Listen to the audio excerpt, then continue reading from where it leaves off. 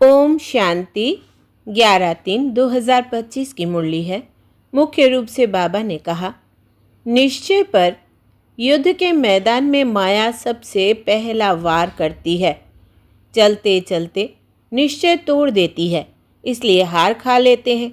यदि पक्का निश्चय रहे कि बाप जो सबका दुख हरकर सुख देने वाला है, वही हमें श्रीमत दे रहे हैं, आदि मध्य अंत की नॉलेज सुना रहे हैं, तो कभी माया से हार नहीं हो सकती।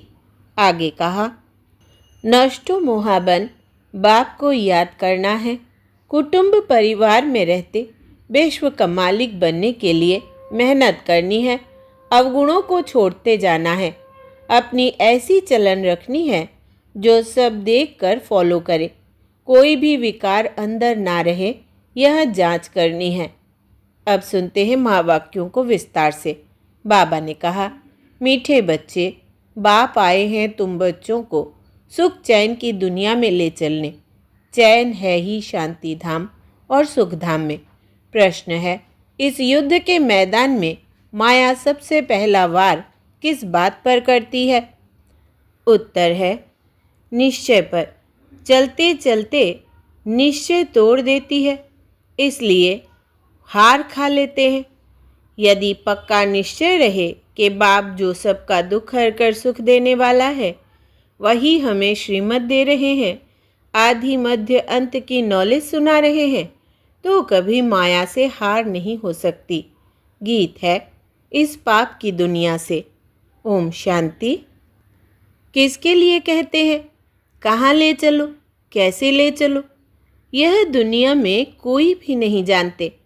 तुम ब्राह्मण कुलभूषण नंबरवार पुरुषार्थ अनुसार जानते हो। तुम बच्चे जानते हो, इनमें जिसका प्रवेश है, जो हमको अपना और रचना के आदि मध्य अंत का ज्ञान सुना रहे हैं, वो सबका दुख हरकर सबको सुखदायी बना रहे हैं। यह कोई नई बात नहीं। बाप कल्प कल्प आते हैं, सबको श्रीमत दे रहे हैं। बच्चे जानते हैं, बाप भी वही है, हम भी वही है। तुम बच्चों को यह निश्चय होना चाहिए। बाप कहते हैं, हम आए हैं बच्चों को सुखधाम शांति धाम ले जाने लिए, परंतु माया निश्चय बिठाने नहीं देती। सुख धाम में चलते चलते फिर हरा देती है। यह युद्ध का मैदान है ना। वो युद्ध होती है बाहुबल की, यह है योग बल की। योग बल बड़ा नामी ग्रामी है, इसलिए सब योग योग कहते रहते हैं। तुम यह योग एक ही बार सीखते हो, बाकी वो सब अनेक प्रकार के हठ योग सिखलाते हैं। यह उनको पता नहीं है कि बाप कैसे आकर योग सिखलाते हैं। वो तो प्राचीन योग सिखला न सके। तुम बच्चे अच्छी रीति जानते हो, यह वही बाप राजयोग सिखला रहे हैं, जिसको याद करते हैं, हे पतित पावनाओ, ऐसी जगह ले चलो जहाँ चैन हो। चैन है ही शांति धाम सुख धाम में। दुख धाम में चैन कहाँ से आया? चैन नहीं है, तब तो ड्रामा अनुसार बाप आते हैं। यह है दुख धाम। यहाँ दुख ही दुख है। दुख के पहाड़ गिरने वाले हैं। भल कितने भी धनवान हो व कुछ भी हो, कोई ना कोई दुख ज़रूर लगता है। तुम बच्चे जानते हो, हम मीठे बाप के साथ बैठे हैं, जो बाप अभी आए हुए हैं। ड्रामा के राज को भी अभी तुम जानते हो। बाप अभी आए हुए हैं, हमको साथ ले जाएंगे। बाप हम आत्माओं को कहते हैं, क्योंकि वो हम आत्माओं का बाप है ना, जिसके लिए ही गायन है। आत्माएं परमात्मा अलग रहे बहुकाल। शांति धाम में सभी आत्माएं साथ में रहती है। अभी बाप तो आए हैं, बाकी जो थोड़े वहाँ रहे हुए हैं, वो भी ऊपर से नीचे आते रहते हैं। यहाँ तुमको बाप कितनी बातें समझाते हैं, घर में जाने से तुम भूल जाते हो। है बड़ी सहज बात। और बाप जो सर्व का सुख दाता शांति दाता है, वो बच्चों को बैठ समझाते हैं। तुम कितने थोड़े हो, आहिस्ते आहिस्ते वृद्धि को पाते जाएंगे। तुम्हारा बाप के साथ गुप्त लव है। कहाँ भी रहो तुम्हारी बुद्धि में होगा। बाबा मधुबन में बैठे हैं। बाप कहते हैं हमको वहाँ मूल वतन में याद करो। तुम्हारा भी निवास स्थान वहाँ है तो ज़रूर बाप को याद करेंगे। जिसको कहते हैं तुम मात पिता, वो बरोबर अब तुम्हारे पास आए हैं। बाप कहते हैं मैं तुमको ले जाने के लिए आया हूँ। रावण ने तुमको पति तमो प्रधान बनाया है, अब सतो प्रधान पावन बनना है। पतित चल कैसे सकेंगे, पवित्र तो ज़रूर बनना है। अभी एक भी मनुष्य सतो प्रधान नहीं। यह है तमो प्रधान दुनिया। यह मनुष्यों की ही बात है।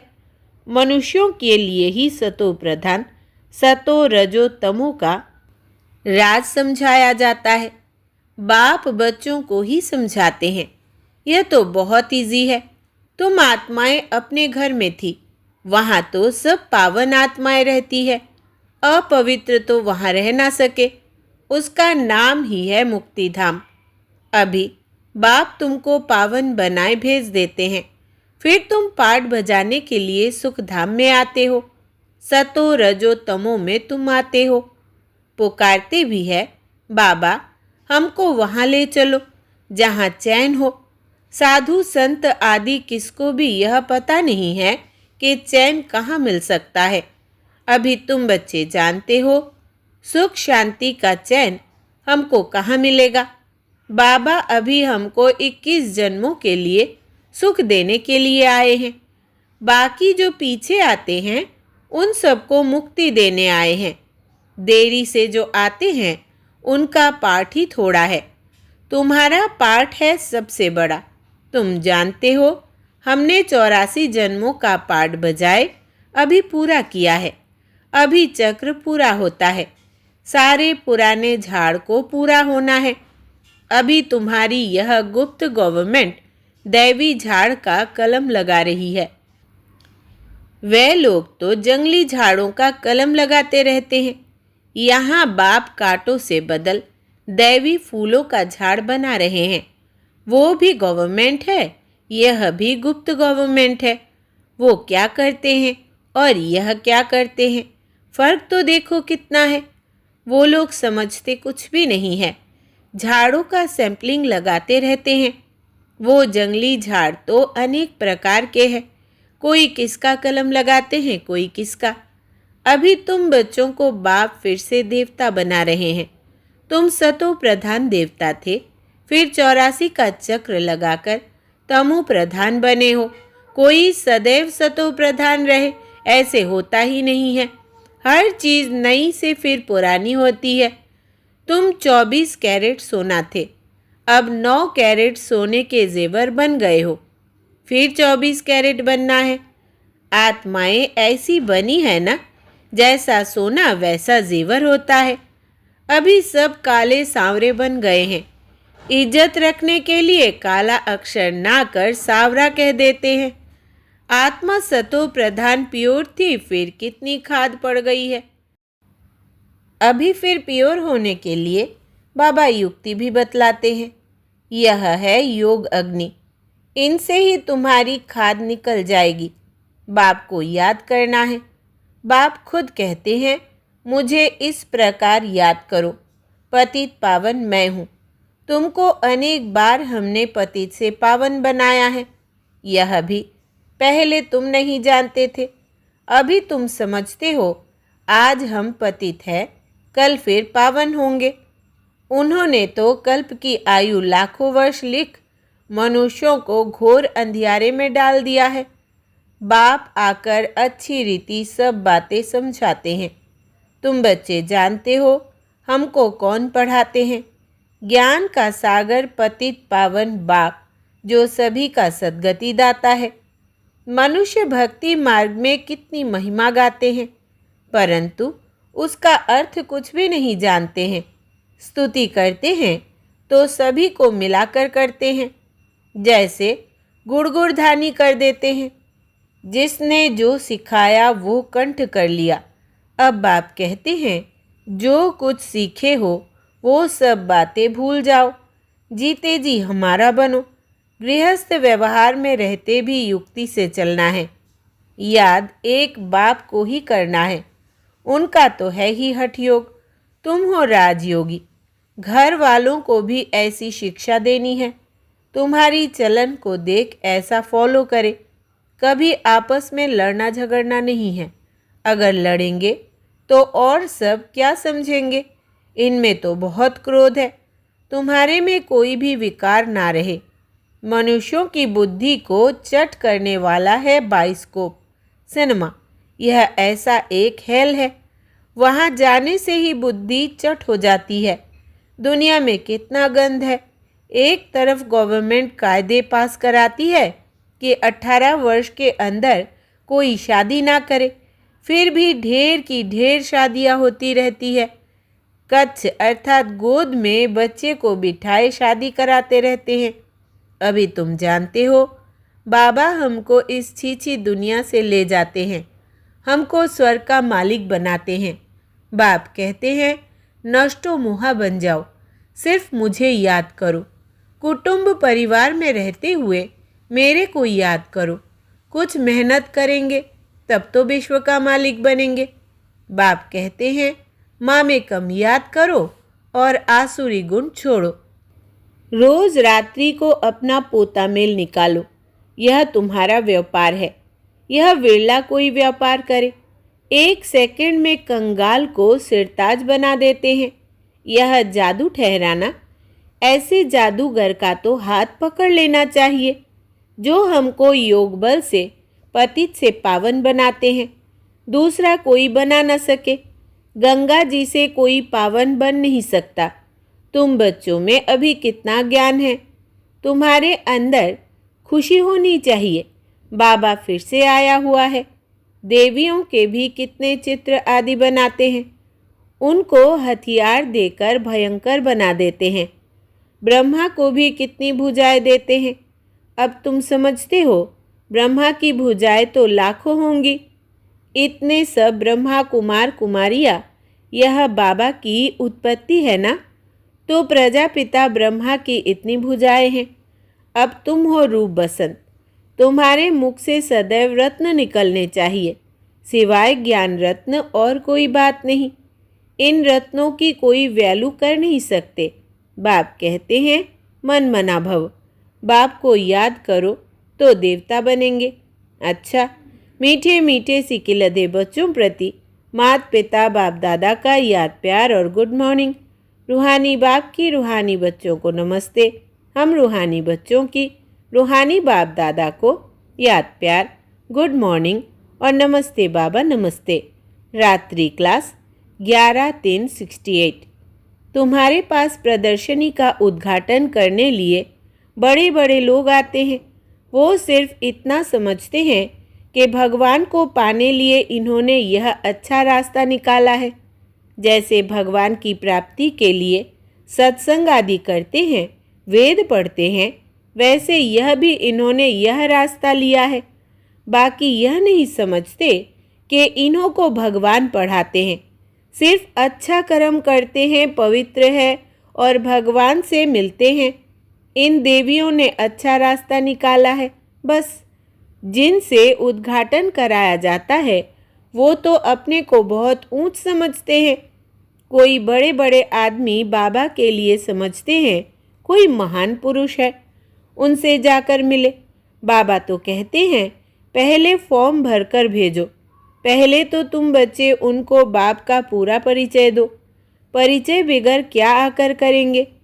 शिव बाबा से तो तब मिल सके जब पहले पूरा निश्चय हो।